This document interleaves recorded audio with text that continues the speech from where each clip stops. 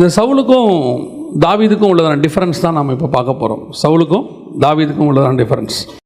தாவீது சொல்கிறான், நான் யுத்தத்துக்கு போகிறேன், நீங்கள் பயப்படாதீங்க, நான் போய் அவனை என்ன செய்வேன், ஜெயிச்சிருவேன் அப்படின்னு சொல்கிறான். சவுல் சொல்கிறாரு, உன்னால் முடியாதுன்னு சொல்கிறார். இந்த ரெண்டு பேருக்கும் என்ன ஒரு வித்தியாசம்? ஏன் தாவீதுக்கு மட்டும் இப்படி ஒரு கான்ஃபிடென்ட்? சில நேரத்தில் வந்து இந்த கான்ஃபிடென்ட்டில் இன்னொன்று இருக்குது, அசட்டு தைரியம்னு ஒன்று இருக்குது, பார்த்துருப்பீங்க. அதாவது நம்மளால் முடியாது, ஆனால் போய் முன்னாடி நின்றுவோம் இல்லையா? அப்புறம் அடி வாங்கி உத வாங்கி வருவோம். அப்புறம் இருக்கிறவன்லாம் சொல்லுவான், நாங்கள் தான் அப்பயோ சொன்னோம்ல போவாதுன்னு, கேட்டியா நீ, உன்னால் முடியாதுன்னு எங்களுக்கு தெரியாதா அப்படின்னு சொல்லுவாங்க. அது ஒன்று இருக்குது, அசட்டு தைரியம். இது வேறு தைரியம். அதாவது சவுல் வந்து ஒரு ராஜா, நம்ம எல்லாருக்கும் தெரியும். சமஸ்த இஸ்ரவேலிலே அவனை மாதிரி உயரமானவங்க யாரும் இல்லை. அவன் வந்து ஒரு தி பெஸ்ட் கிங். ஆனால் தாவீதை பொறுத்த வரைக்கும் ஒரு மெய்ப்பன், ஒரு சாதாரண, அன்றைக்கி சொல்ல பார்த்தோன்னா ஒரு சாதாரணமான ஒரு ஆள். ஆனால் எப்படி இவனுக்கு ஒரு தைரியம் இருக்கிறது? இவன் கையில் ஒரு தைரியம் இருக்குது.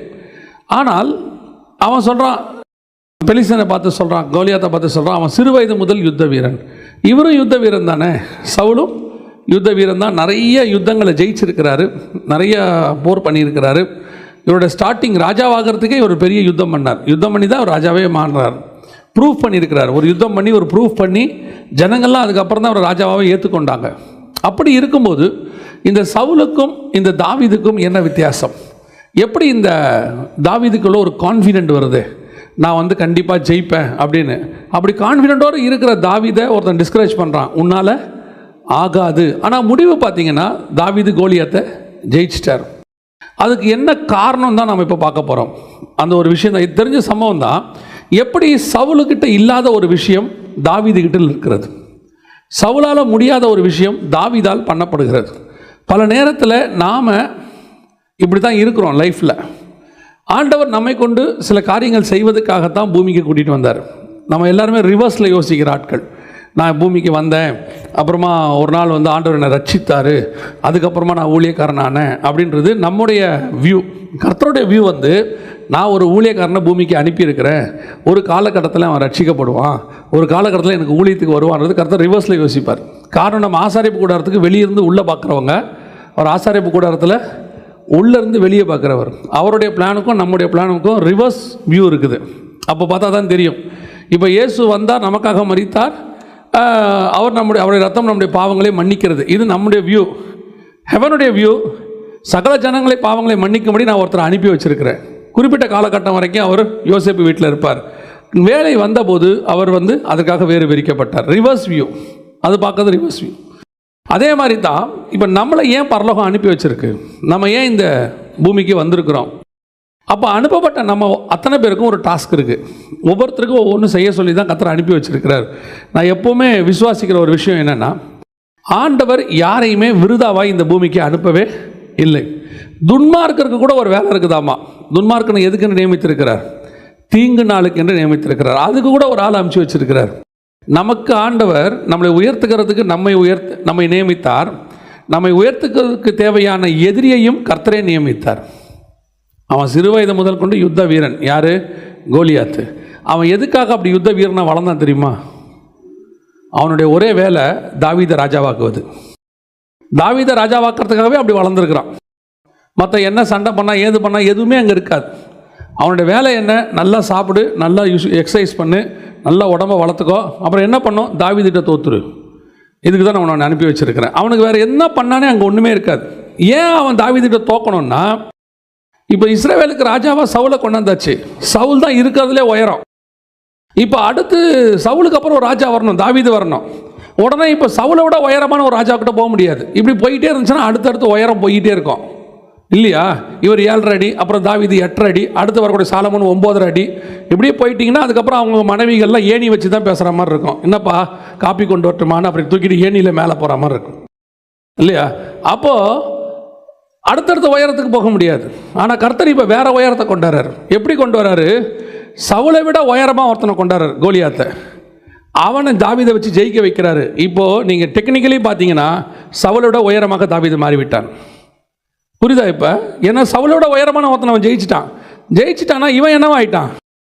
அவனை விட உயரமாக போயிட்டான்னு அர்த்தம். அதனால தான் அது முடியும் போது சொல்லுவாங்க, சவுல் கொண்டது 1000, தாவீது கொண்டது 16,000. சரி, எப்படி இந்த கான்ஃபிடென்ட், என்னதுக்காக இந்த கான்ஃபிடென்ட்? இப்போ உங்களுக்கும் எனக்கும் அப்படி தான் ஆண்டவர் ஒரு டாஸ்க் வச்சு அனுப்பியிருக்கிறார். ஆனால் நாம் நம்மளோட எதிரியோட கம்பேர் பண்ணால், இப்போவும் சொல்கிறேன், ஆண்டவர் நமக்கு விரோதமாக வைக்கிற எதிரிகள், நமக்கு எதிராக இருக்கக்கூடியவர்களை சாதாரணமாக வைக்கவே மாட்டார். நீங்கள் ஒரு என்ன சொல்கிறது, ஒன்றுமில்லாத ஒரு ஆளை ஜெயிச்சுட்டு மேலே வரணும்னு கர்த்தர் விரும்பவே மாட்டார். நாம் அதை விரும்புவோம் இல்லையா? நாம் கொஞ்சம் யாராவது ஒருத்தன் உயரமாக தடியாக இருந்தான்னா சாரிங்க சார் அப்படின்ட்டு வந்துடுவோம் இல்லையா? ஸோ நம்முடைய நோக்கம் எப்பவுமே எப்படின்னா, நம்மளை விட சின்ன ஆளாக இருந்தால் நம்ம என்ன பண்ணிடுவோம். ஆனால் ஆண்டவர் நமக்கு நியமிக்கிற எதிரி எப்பவுமே நம்மளோட பெரிய ஆள் தான். இஸ்ரவேல் ஜனங்கள் உள்ளே போகும்போது கர்த்தர் நியமித்த எதிரிகள் எப்பேற்பட்டவங்கன்னு கேட்டிங்கன்னா, பெலிஸ்தரின் 5 அதிபதிகள். அதை விட பெரிய விஷயம் என்னன்னு கேட்டிங்கன்னு சொன்னால், ராட்சதர்கள் அங்கே இருந்தாங்களா, ஏனோக்கின் புத்திரராகிய ராட்சதர்களை கண்டோம். எல்லாம் ஜெயின்ட்ஸ், உள்ளே இருக்கிறவங்களாம் ஜெயிண்ட். அதாவது ஆண்டவர் சொல்கிறாரு, யுத்தத்துக்கு பழக்க வைப்பதற்கு கர்த்தர் விட்டு வைத்த ஜாதிகள் என்னவெனில் அப்படின்னு சொல்லிட்டு உள்ளே போய் பார்த்தீங்கன்னா, எகிப்தரின் சகல 5 அதிபதிகளும் கானானியரும் இப்படிலாம் இருக்கும். இவங்கெல்லாம் யாருன்னா ஜெயின்ட்ஸ், பயங்கரமான ஜெயின். அதாவது பழகிக்கன்னு சொல்கிறது கூட ஆண்டவர் யாரை விட்டு தான் பழக விட்டுறாரு, நல்லா பெரிய ஆளை விட்டு தான் பழக விட்டுறாரு. நம்ம மீனவர்கள் பார்த்தீங்கன்னா, நம்மலாம் பிள்ளைய நீச்சல் அடிக்கிறதுக்கு எதில் விடுவோன்னு கேட்டிங்கன்னா, நல்ல ஸ்விம்மிங் பூலில், அதுவும் முதல்ல ஒரு 2 அடி 3 அடி இருக்கிற ஆழத்தில், அதுவும் டியூபை கட்டி உள்ளே போட்டு, ஒரு ட்ரெயினர் வேறு இப்படி பிடிச்சிருப்பார் தலைக்கீழே, அது அங்கே பிடிச்சி வெறும் காலை மட்டும் தத்தக்கன்னு அடிச்சுக்கிட்டு இருக்கோம். இது கடைசி வரைக்கும் அது உள்ளே தான் அடிக்கும், பார்த்துருக்கீங்களா? ஆனால் அதுக்கப்புறம் நம்ம நினச்சோமோ அவர் நீச்சல்லாம் அடிப்பாருங்கன்ட்டு, எதை பார்த்தாலும் பயப்படுவார் அவர். நீச்சல் தெரியும் ஆனால் கிணத்துல அடித்ததில்லை, நீச்சல் தெரியும் ஆனால் ஆற்றுல அடித்ததில்லை. ஸ்விம்மிங் பூல்னால் நல்லா அடிப்பேன், ஏன்னா அது ஆழமே 6 அடி தான், எவ்வளோ முழுகுனாலும் கால் தட்டி மேலே வந்துடுவோம். ஆனால் மீனவர்கள் இருக்காங்க பாருங்கள், தங்கள் பிள்ளைகளை கொண்டு போய் போடும்போதே கடலில் தான் போடுவாங்க. ஏன்னா இருக்கிறதுலையே டேஞ்சரஸ் ஸ்பாட், அவங்க சொல்லி கொடுக்குற இடமே எங்கே தான் இருக்கும், கடலில். அங்கே போட்டு பழகிட்ட பிறகு அந்த குழந்தை எங்கே வேணாலும் நீச்சல் அடிக்கும், எப்பேற்பட்ட இடத்துல நீச்சல் அடிக்கும். அந்த மாதிரி தான் கர்த்தர் நம்மளை பழகி வைக்கிற இடமே நல்ல ஒரு பெரிய ஜெயிண்ட்டுக்கிட்ட கொண்டு போய் விட்டுருவார். சில நேரத்தில் நம்மளை பாடம் சொல்லி கொடுக்கறதுக்கு நமக்கு மட்டும் ஸ்ட்ரிக்டான ஆள் வருவான். எப்போவுமே உங்களுக்கு தெரிஞ்சிருக்கும், நீங்கள் யார் எக்ஸாமினேஷன் ஹாலில் நமக்கு சூப்பர்வைசராக வரக்கூடாதுன்னு நினைப்போமோ அவன் தான் நமக்கு வருவான் கரெக்டாக, பர்டிகுலராக. நம்ம முன்னாடி வெளியே நின்று பேசுவோம் தானே, அவங்க ரொம்ப ஸ்ட்ரிக்டாமா, அந்த ஆரஞ்சு கலர் புடவை டீச்சர் இருக்குதுல்ல, அது காப்பி அடிக்க விட மாட்டேங்குதாம்மா, அப்படியே பிடிச்சி வெளியே தள்ளுதான், அது மட்டும் வராமல் தான் நல்லா இருக்கும்பா, சோத்திரம் சோத்திரம் சோத்திரம் ஆண்டவரே, மிச்ச மீதியை நீங்கள் பார்த்துங்க, அது ஒன்று மட்டுமா அந்த ஆரஞ்சு புடவை தான் நமக்கு நிற்கும். நீ காப்பி அடிக்காமல் பாஸ் பண்ணுங்கிறதா கர்த்தர் திட்டம். நாம் அதையும் ஜெயித்து வரணுன்றதான் கர்த்தர் விரும்புகிறார். அதே மாதிரி தான் இப்போ தாவீதுக்கு முன்பாக நிற்கிற ஆள் யாருன்னா கோலியாத்து. இப்போ தாவீதுக்கும் கோலியாத்துக்கும் கம்பாரிசன் நம்ம பார்க்கல, தாவீதுக்கும் சவுலுக்கும் கம்பாரிசன் பார்க்குறோம். ஏன், இவன் ஒரு ராஜா, இவங்கிட்ட ஒரு பெரிய இராணுவம் இருக்குது, ஆளுமே நல்ல ஜெயிண்ட் தான், இவனுக்கு அவனுக்கு கொஞ்சம் தான் டிஃபரன்ஸ். இவனும் யுத்த வீரன், அவனும் யுத்த புருஷன், 2 பேரும் தான் ஈக்குவல். எப்பவுமே பார்த்தீங்கன்னா எங்கே பார்த்தாலும் ஈக்குவலான பர்சன்ஸ் தான் மோத விடுவாங்க. ஆனால் இங்கே கம்பேர் பண்ணிங்கன்னா இவன் கான்ஃபிடென்ட்டாக சொல்கிறான், நான் போகிறேன் அவனை ஜெயிப்பேங்கிறான். ஆனால் அவன் சொல்கிறான் உன்னால் முடியாதுங்கிறான். அப்போ இவனுக்குள்ளே இருந்த அந்த கான்ஃபிடென்ட் என்ன, சில காரியங்கள் தாவீதுகிட்டே காணப்பட்டது. அதுதான் உங்களுக்கும் எனக்கும் இருக்க வேண்டியது. இப்போ முதலாவது தாவீதுகிட்ட இருந்த ஒரு விஷயம் என்ன, 1 சாமுவேல் புத்தகம் 17ஆம் அதிகாரம் 45வது வசனம். அதற்கு தாவீது பெலிஸ்தியனை நோக்கி, நீ பட்டயத்தோடும் ஈட்டியோடும் கேடகத்தோடும் என்னிடத்தில் வருகிறாய், நானோ நீ நிந்தித்த இஸ்ரவேலுடைய இராணுவங்களின் தேவனாகிய சேனைகளுடைய கர்த்தரின் நாமத்தில் உன்னிடத்தில் வருகிறேன். நல்லா கவனிங்க, இந்த வசனம் என்ன சொல்லுது, தாவீதுக்கும் பெலிஸ்தியனுக்கும் உள்ளதான டிஃபரன்ஸ் என்ன. இங்கே அவன் ஈட்டியோட வரான், கேடயத்தோடு வரான், பட்டயத்தோடு வரான், எல்லாத்தோட வரான். சவுலுக்கிட்ட இல்லாத ஒரு கான்ஃபிடென்ட் எது தாவீதுகிட்ட இருந்துச்சு. இப்போ சவுலுக்கிட்ட ஈட்டியும் இருக்குது, பட்டயமும் இருக்குது, கேடகமும் இருக்குது. ஏன், அவனுக்கும் இவனுக்கும் ஈக்குவலான எல்லாமே இருக்குது. ஆனால் இல்லாத ஒன்று என்ன தெரியுமா, சவுலுக்கிட்ட இல்லாத ஒன்று தாவீதுகிட்ட இருந்துச்சு. வசனம், நீ நிந்தித்த சேனைகளின் கர்த்தரின் நாமத்தில் நான் வருகிறேன். இதுதான் ஃபர்ஸ்ட் பாயிண்ட். நீங்கள் யாரா வேணா இருக்கலாம், உங்ககிட்ட என்ன குவாலிஃபிகேஷனால இருக்கலாம், ஆனால் உங்களுக்கும் எனக்கும் இருக்க வேண்டிய முதல் qualification, we are the representative of Godன்றதை மட்டும் நமக்கு நல்லா தெரிஞ்சுக்கணும். நான் வர்றது தேவனுடைய நாமத்தில் வருகிறேன், நான் வர்றது கர்த்தருடைய நாமத்தில் வருகிறேன், வேறு எந்த நாமத்திலையும் வரல, எதுக்காகவும் நான் வரல.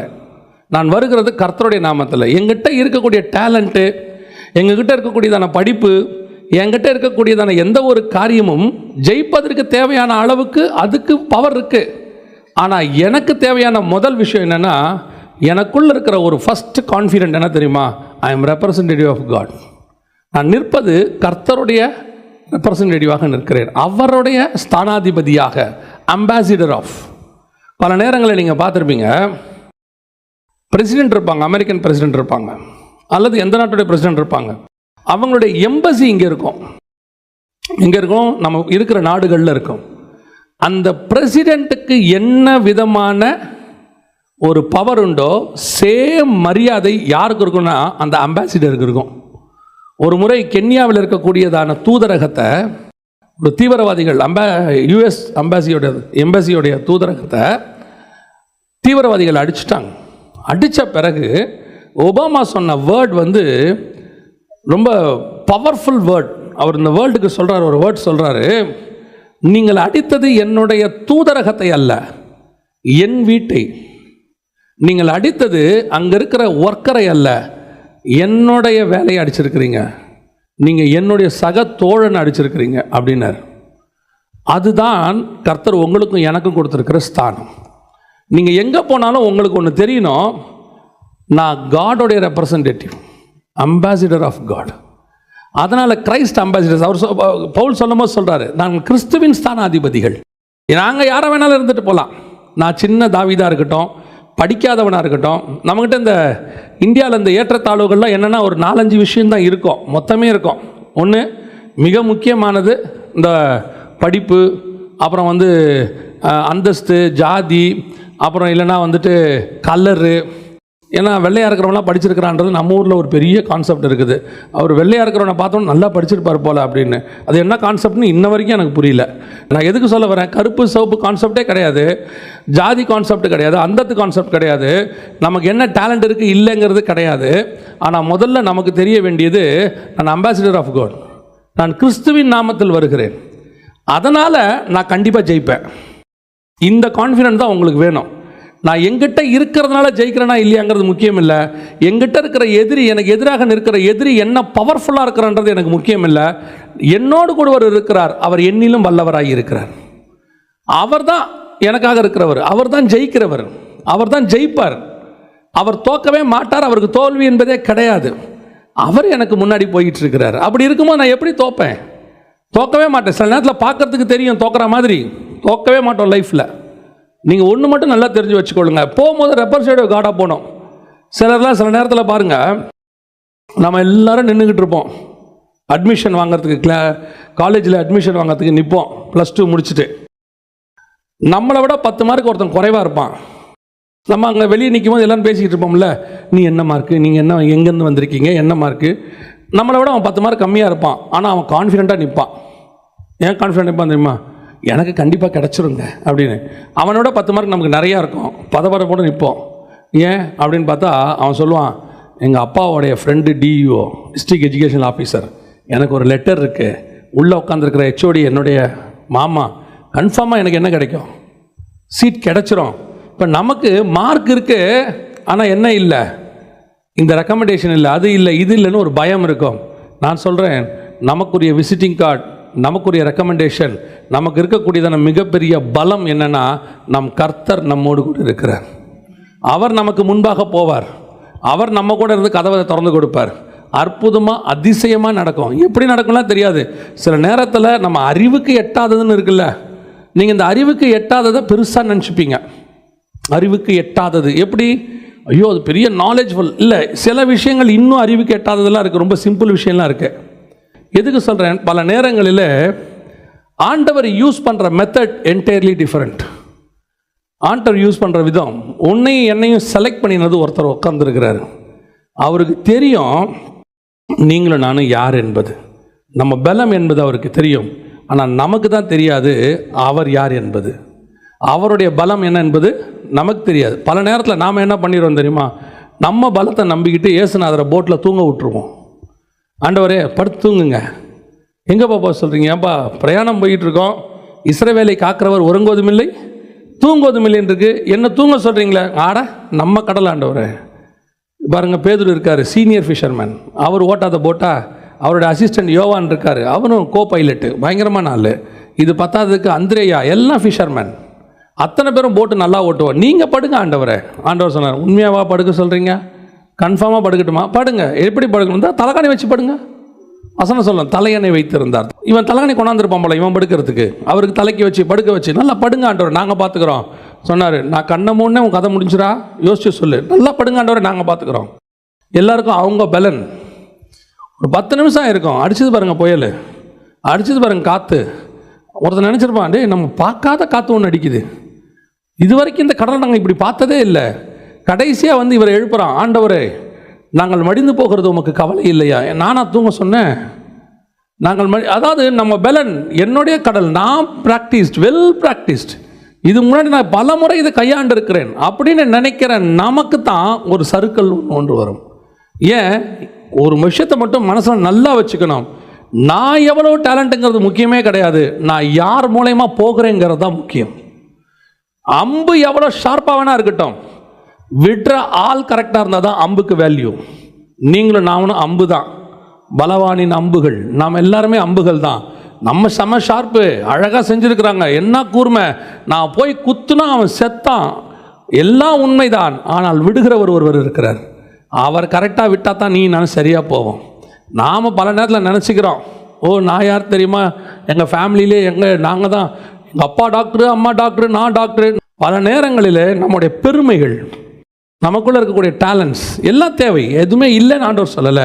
ஆனால் உனக்கு மட்டும் எப்பவும் தெரியணும், நிறைய வீக்னஸ் இருந்தாலும் சரி, நிறைய உங்கள்கிட்ட அட்வான்டேஜஸ் இருந்தாலும் சரி, எப்போவுமே you must go in the name of the Lord. கர்த்தர் எனக்கு முன்பாக போகிறார், என்னுடைய ஜெயம் கர்த்தரால் வரும். குதிரையோ யுத்த நாளுக்கு அது செய்ய வேண்டிய வேலையை செய்யணும், எல்லாம் செய்யணும். அதனால் கர்த்தர் பார்த்துக்கொள்வார். ஆண்டவர் என் பட்சத்தில் இருக்கிறார், ஆகவே நான் படிக்க போகிறது இல்லை, நான் தைரியமாக இயேசுவின் நாமத்தில் போக போகிறேன். புக்கெல்லாம் எங்கே? பரண மேலே இருக்குது. ஏன்? கர்த்தர் எனக்காக எழுதுவார். எப்படிப்பா சொல்கிற? அவர் சொல்லியிருக்கிறார், உலகத்தின் முடிவு பரிந்தும் சகல நாட்களும் உன்னோடு கூட இருப்பேன் என்று சொல்லி. எக்ஸாம் ஹாலில் கூட இருப்பார், எழுதுவேன். கடைசியாக ஒரு முடிவு எடுப்பான், எழுதாமையே நான் ஜெயிக்க போகிறேன், நான் எக்ஸாமுக்கே போக மாட்டேன், கர்த்தர் பாஸ் பண்ணுவார். ஏன்? என் தேவனால் கர்த்தரால் கூடாத காரியம் ஒன்றுமில்லை. அவர் இல்லாதவைகளை உருவாக்குறவர். பேப்பரே இல்லாட்டி அங்கே ஒரு பேப்பர் இருக்கும். கரெக்டா? கரெக்டா? இல்லை, நான் செய்ய வேண்டியதை நான் செய்யணும். ஆனால் ஜெயமோ கர்த்தரால தான் வரும், வேற யாராலையும் வராது. தாவீதுக்கும் சவுலுக்கும் என்ன ஒரு பெரிய டிஃபரன்ஸ்? சவுல்கிட்ட இருந்த அட்வான்டேஜ் அவனுக்கு பெருசாக இருக்குது. தாவீது தன்னுடைய டிஸ்அட்வான்டேஜை பார்க்கவே இல்லை. அவனுக்கு ஒன்று தெரியும், என்னை அனுப்புகிற ஒருவர் இருக்கிறார், அவர் எனக்கு ஜெயத்தை கண்டிப்பாக கொடுப்பார். ரெண்டாவது, தாவீதுகிட்ட இருந்த அடுத்த விஷயம் என்ன அப்படின்னு பார்த்தீங்கன்னு சொன்னால், 1 சாமுவேல் 17:40, தன் தடியை கையிலே பிடித்து கொண்டு ஆற்றில் இருக்கிற 5 கூழாங்கல்லுகளை தெரிந்தெடுத்து அவைகளை மேய்ப்பருக்குரிய தன்னுடைய அடைப்பையிலே போட்டு தன் கவனை தன் கையிலே பிடித்து கொண்டு அந்த பெலிஸ்தியன் அண்டையிலே போனான். ரெண்டாவது, தாவீதுகிட்ட இருந்த மிக முக்கியமான அடுத்த விஷயம் என்ன அப்படின்னு கேட்டால், இப்போ நம்ம எதிராளிகிட்ட இருக்கிறது கேடகம் இருக்குது, பட்டயம் இருக்குது, ஈட்டி இருக்குது, அவங்ககிட்ட எக்ஸ்பீரியன்ஸ் இருக்குது, அவன் சிறு வயது முதல் கொண்டு யுத்த புருஷனாக இருக்கிறான், எல்லாம் ஓகே. ஆனால் தாவீதுகிட்ட ஒரு விஷயம் இருந்துச்சு. அதுக்கு முன்னாடி சவுல் அவனுக்கு ட்ரெஸ் போட்டு பார்க்குறாரு. அந்த வசனம் சொல்லும், 1 சாமுவேல் புஸ்தகம் 17ஆம் அதிகாரத்தில் 38, சவுல் தாவீதுக்கு தன் வஸ்திரங்களை உடுத்துவித்து வெண்கலமான ஒரு சீராவை அவன் தலையில் போட்டு ஒரு கவசத்தை அவனுக்கு தரிப்பித்தான். அவனுடைய பட்டயத்தை தாவீது தன் வஸ்திரங்கள் மேல் கட்டி கொண்டு அதில் அவனுக்கு பழக்கமில்லாதால் நடந்து பார்த்தான். எதுவுமே அவனுக்கு ஒத்து வரல. தாவீதுகிட்ட ஒரு விஷயம் இருந்துச்சு, இவங்கெல்லாம் என்னென்னமோ வச்சுருக்கிறாங்க, அதெல்லாமே வேல்யூபிள், அதில் எந்த மாற்று கருத்தும் இல்லை, எல்லாமே வேல்யூபிள். ஆனால் தாவீதுக்கு ஒன்று தெரிகிறது, எங்கிட்ட ஒரு இன்ஸ்ட்ருமெண்ட் இருக்குது, கர்த்தர் எனக்கு சொல்லி கொடுத்துருக்கிறார்.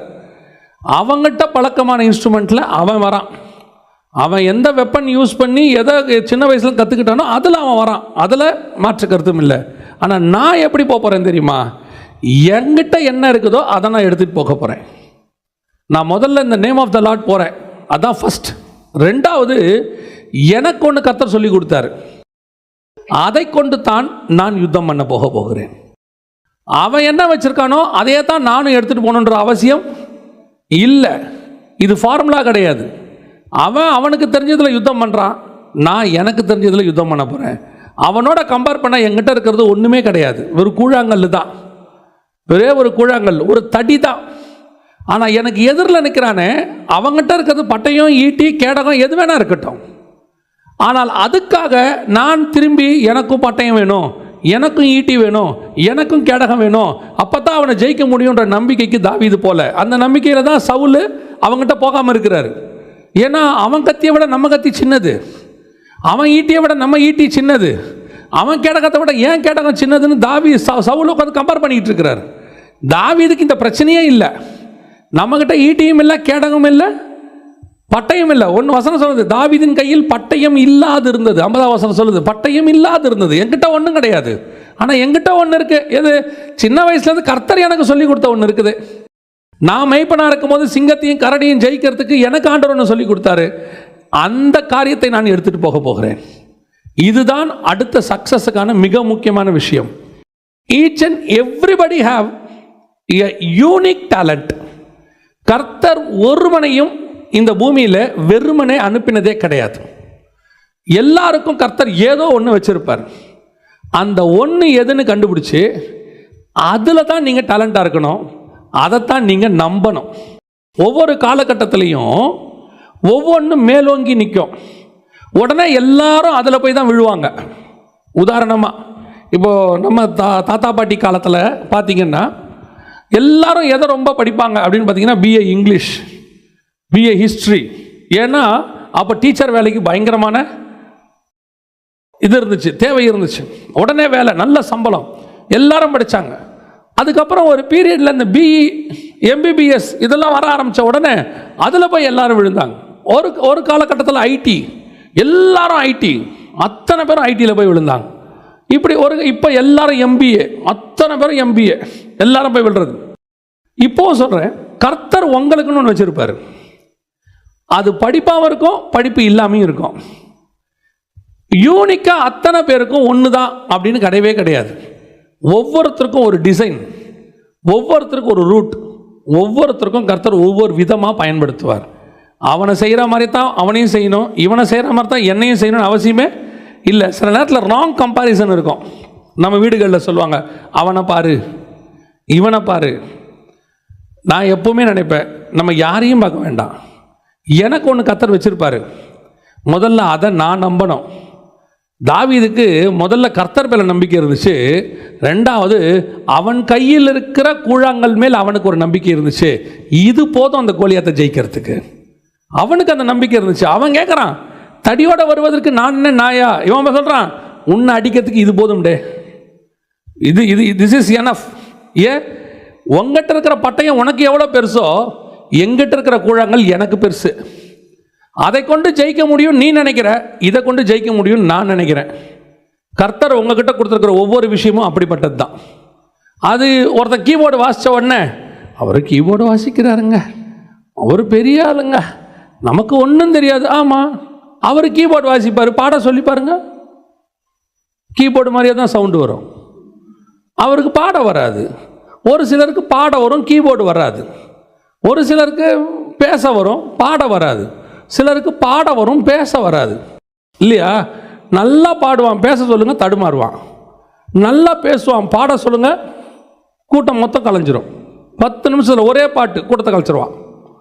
ஒவ்வொருத்தருக்கும் ஒவ்வொன்றா கர்த்தர் கொடுத்துருக்கிறாரு.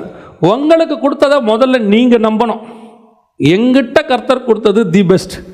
இதை கொண்டு கர்த்தர் என்னை முன்னேற்ற வல்லமை உள்ளவராக இருக்கிறார். இதில் நான் மேலே வருவேன். இல்லைங்க, அதெல்லாம் பிஇ படிக்காட்டு. ஏன் பிஇ படிக்காட்டு என்ன?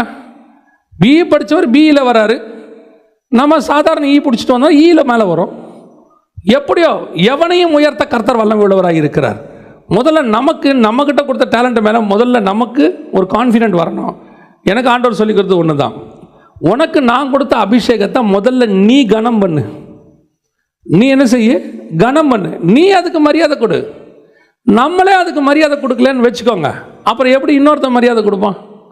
நம்மளே சொல்லுவோம், சில நேரங்களில் தாழ்த்துறது நல்லது. இந்த போலியான தாழ்மை இருக்குல்ல, நான் குப்பை இல்லையா, சிலர் சொல்லுவாங்க நான் ஒன்றுமில்லாத குப்பைங்க.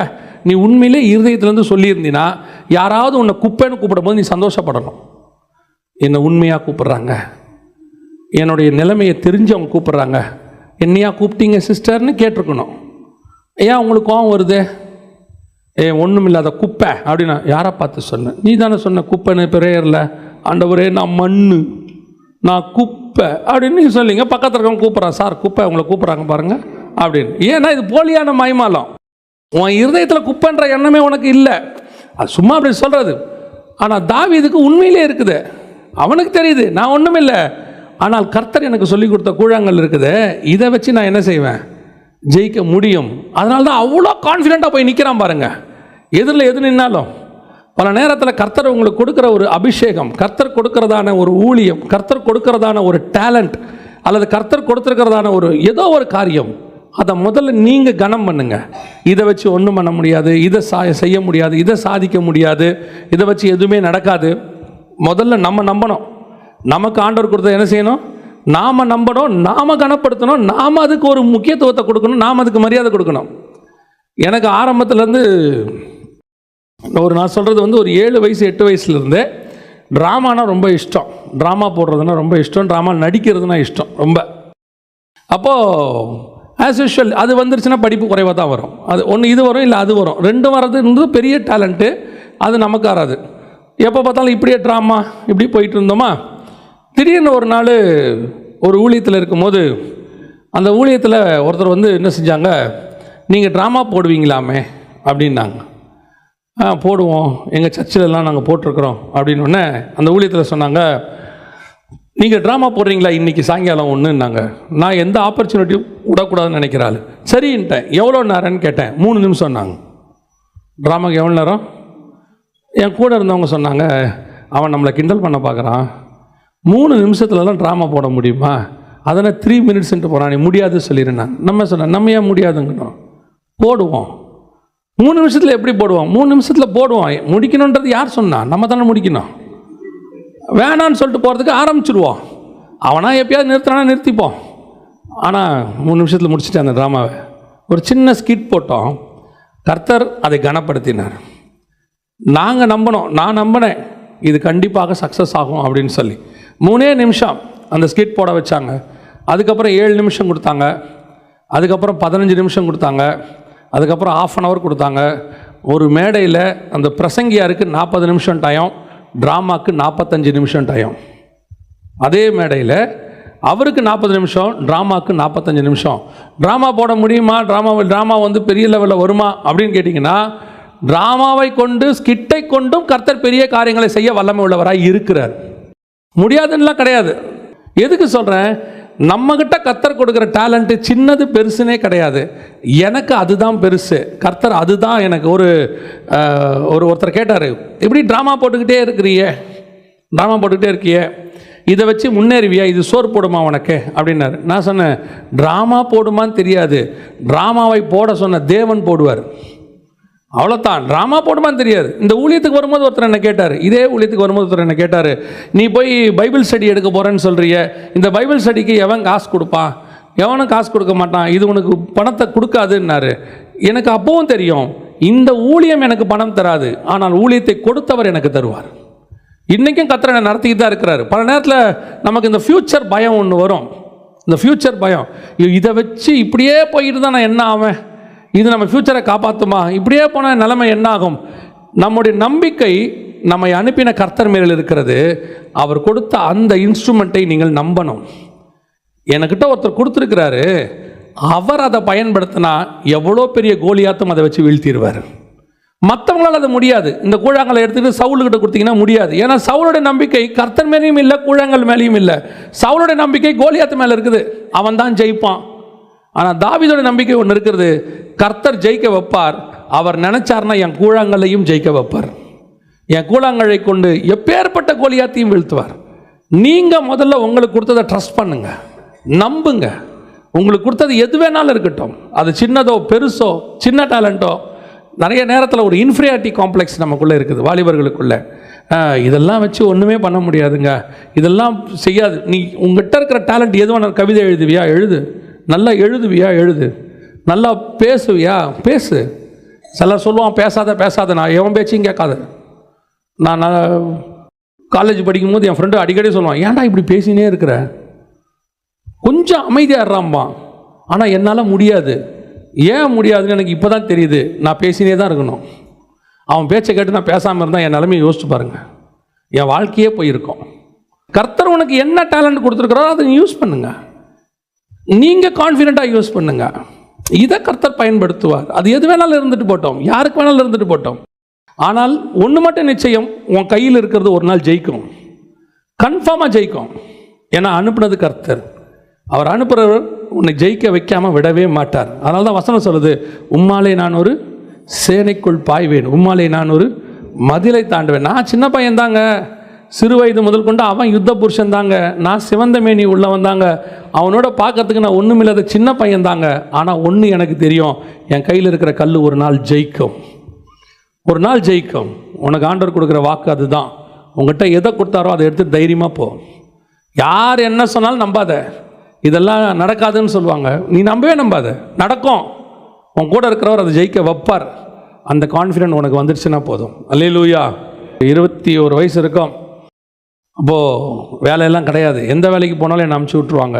ஏன்னா நான் அவ்வளோ நல்ல ஒர்க்கர். நான் ஒரு 15 நாளைக்கு மேலே என்னை வச்சுக்க மாட்டான். ஒன்று அவனுக்கு என்ன பிடிக்காது, இல்லை எனக்கு அவனை பிடிக்காது.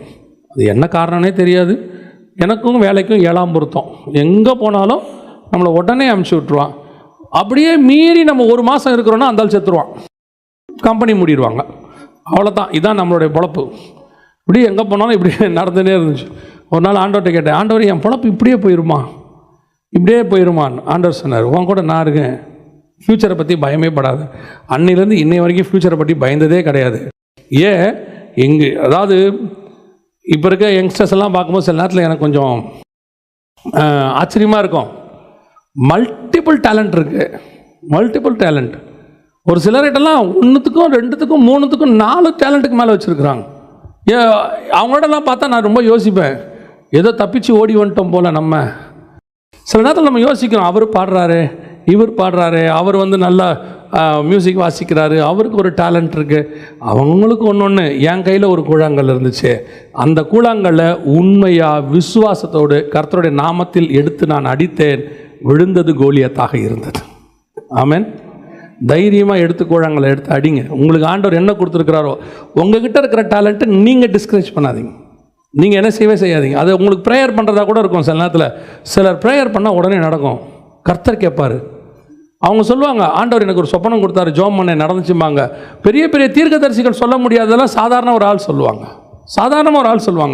ஒரு அம்மா ஒரு கிராமத்துக்கு போனப்போ சொன்னாங்க, ஐயா நான் ஜோம் பண்ணி 3 பேரை உயிரோடு எழுப்பியிருக்கிறேன். நாங்கள் எத்தனை பேரை?